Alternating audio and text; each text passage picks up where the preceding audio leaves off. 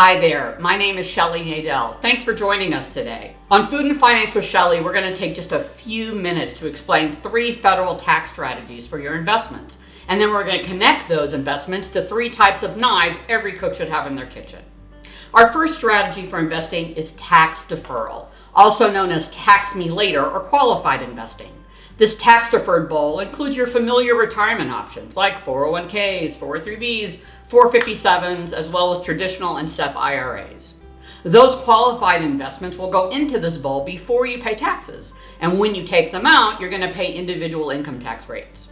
Annuities also can fall into this bowl. You should plan on leaving your money in this bowl until after you are 59 and a half to avoid the 10% penalty. You're also going to need to start taking money out of your bowl, called required minimum distributions, when you turn 73. Now, our first must-have knife is the chef or cook's knife with the wide blade. This knife is going to be the workhorse in your kitchen. Notice the row of dips, or we call them scallops, which create air pockets to prevent the food from sticking to the knife's surface. Now, I use this knife daily for chopping almost anything. It has just the right weight, not too much for someone like me with small hands, but heavy enough for chopping things like sweet potatoes. Okay. Our next tax bowl is going to be after-tax or non-qualified investments, what we call tax me now strategies.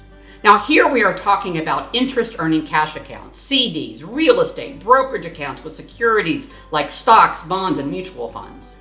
These accounts are taxed at capital gains rates, which can be as much as half of your individual tax rates, depends on how much money you earn. Now, just as our tax me now strategies can balance out your retirement accounts, so does our next essential blade.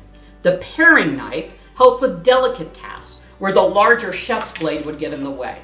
Paring knives are great for peeling fruits and vegetables, like your onions. So notice here, you can get underneath the skin, and trimming vegetables like a tomato. I'm gonna core it like this, and I'm gonna pop it in our bowl.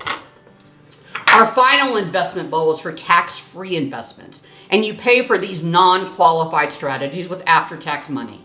But unlike the second bowl, assuming you meet all the requirements, you're not going to pay taxes on any of that growth. Now, the most widely used options for this bowl are Roth individual retirement and 401k accounts, municipal bonds, and cash value life insurance. Rounding out our kitchen essentials is this long serrated blade. A serrated knife earns its keep by cutting and slicing food that is hard on the outside and soft on the inside. Now, we're usually calling a long serrated knife like this one a bread knife, and if you have smaller ones, they're called steak knives.